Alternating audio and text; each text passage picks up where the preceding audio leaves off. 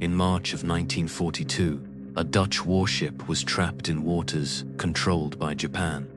It was too slow to outrun aircraft, too lightly armed to survive a serious attack, and too visible to cross open sea in daylight. So the crew did something that sounded absurd.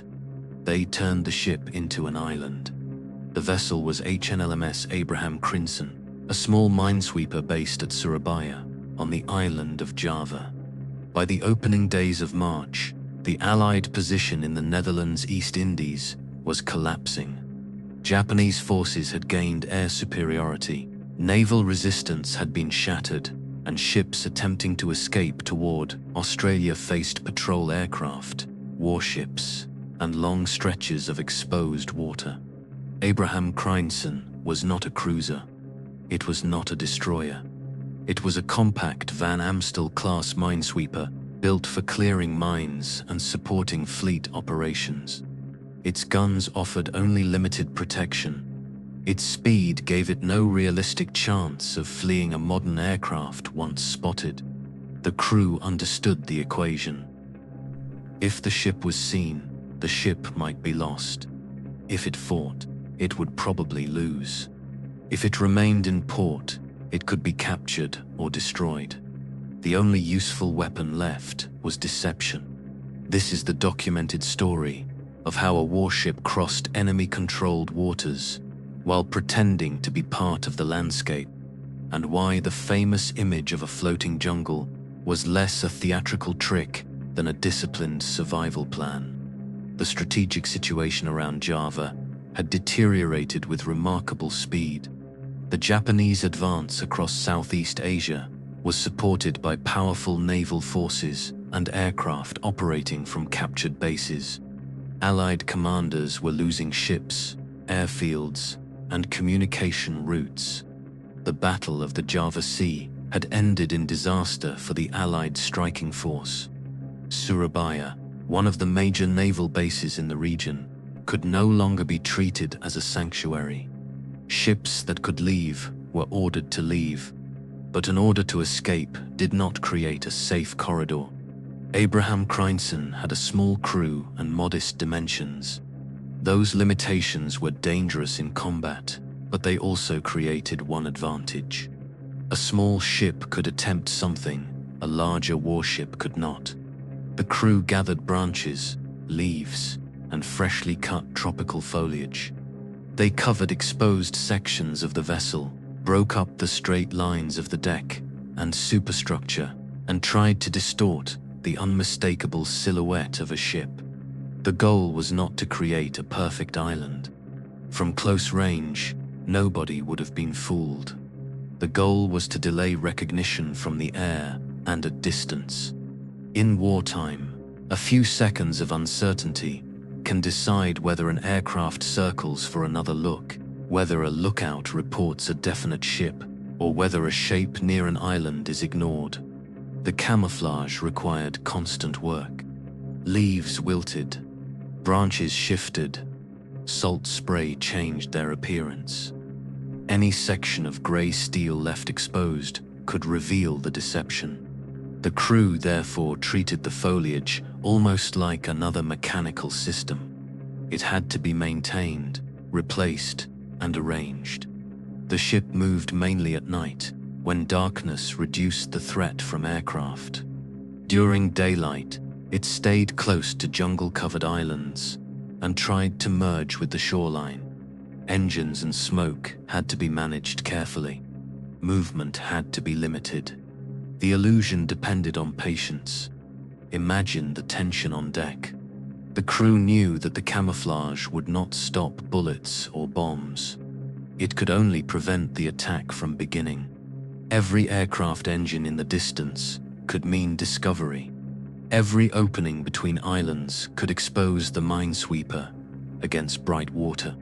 The ship was not invisible. It was asking enemy observers to make the wrong decision. The route from Java toward Australia passed through a region filled with islands, channels, and potential observation points.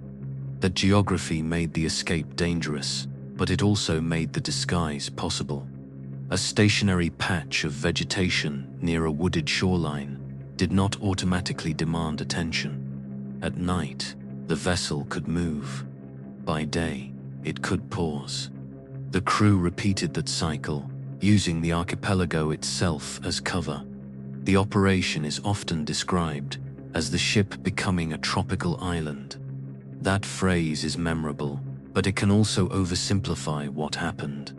The vessel did not drift openly through the sea in daylight, expecting pilots to believe that an island was moving. The documented method was more practical.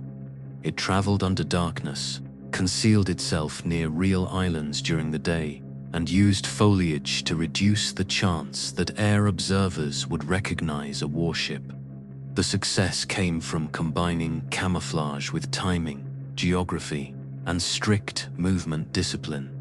On March 15, 1942, Abraham Crijnssen reached Geraldton in Western Australia. The escape had worked. A ship with limited weapons and no realistic ability to challenge Japanese air power had crossed the danger zone without being detected and destroyed. The crew had survived by refusing the normal terms of naval combat. Arrival in Australia did not end the ship's war. Abraham Crijnssen received a refit and improved anti-submarine equipment.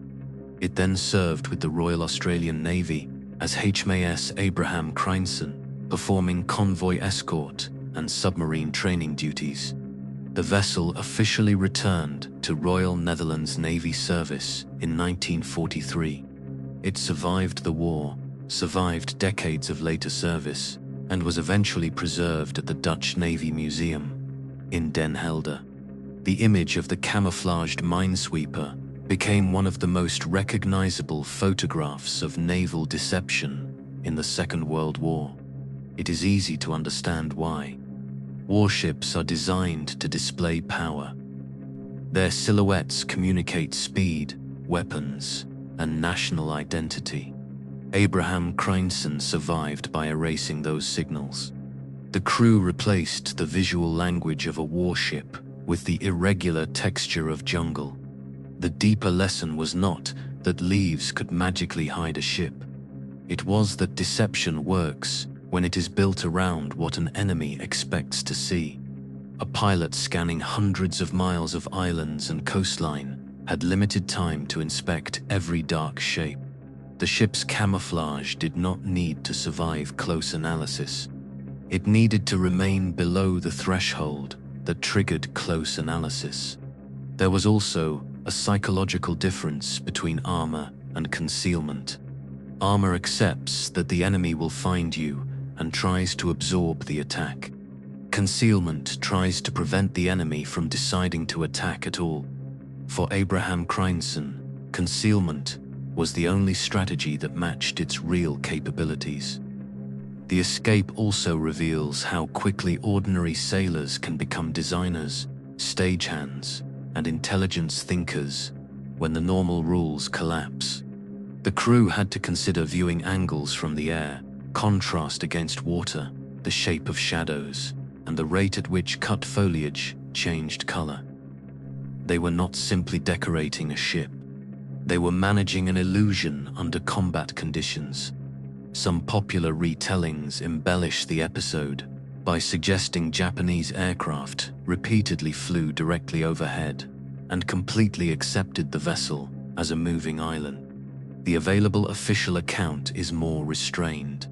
It confirms the foliage camouflage, the daylight concealment among islands, the movement at night, and the successful arrival in Australia.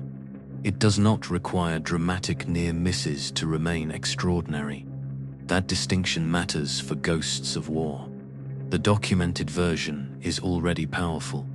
A small minesweeper, isolated after a regional defeat, crossed hostile waters using branches, darkness, and discipline. There is no need to invent conversations in the cockpit of an enemy aircraft, or claim that pilots stared directly at the ship and saw nothing.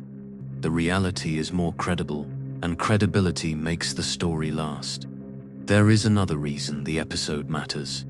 Camouflage is often described as a matter of paint, but naval camouflage is really a problem of recognition. A ship can be detected as a dark object long before its class, nationality, or purpose is understood. The crew of Abraham Crijnssen attacked that recognition process. Branches covered the bridge. Foliage disrupted the mast and gun shapes. The irregular outline reduced the clean vertical and horizontal lines that usually identify a vessel. Near land, those irregular shapes belonged to the environment.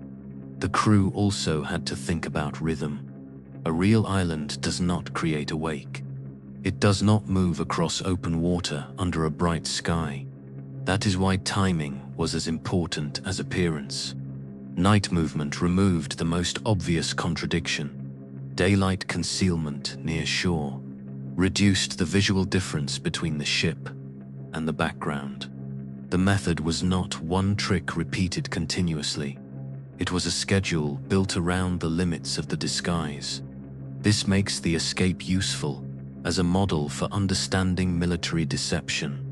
The best deception does not demand that an enemy accept something impossible. It manages the conditions in which the enemy observes. The ship did not ask an aircraft crew to believe that islands could sail. It tried to ensure that no aircraft crew received a clear enough view to ask the question. The operation also depended on collective discipline.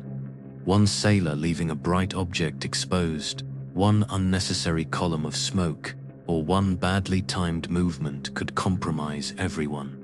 The escape was therefore not the achievement of one inventive officer alone. It was a crew-level performance maintained through fatigue, heat, and uncertainty. When the ship finally reached Australia, the camouflage had served its purpose. The branches could be removed. The hull could return to being a recognizable naval vessel. But the image remained because it reverses the usual story of war at sea. The Abraham Crijnssen did not survive through superior firepower. It survived by making the enemy uncertain whether there was a target at all. What is documented is clear. Abraham Crijnssen was ordered to escape Java in March 1942. Japanese air superiority made a normal daylight passage extremely dangerous. The crew covered the vessel with tropical foliage, traveled mainly at night, concealed itself near islands during the day, and reached Geraldton on March 15. The ship later served with the Royal Australian Navy and survived the war. What is often exaggerated is the idea that the vessel sailed openly in daylight as a perfectly convincing moving island. The camouflage was part of a broader method, not a magical disguise. Its strength came from distance, terrain, darkness, and the human tendency to ignore what appears to belong in the background. What remains most remarkable is the decision itself. A warship survived not by looking stronger, but by refusing to look like a warship at all. If you want more documented stories of military deception, strange wartime decisions, and hidden operations, subscribe to Ghosts of War. In the next episode, a dead man will be given a uniform, a name, a love story, and one final mission: to deceive Hitler's high command.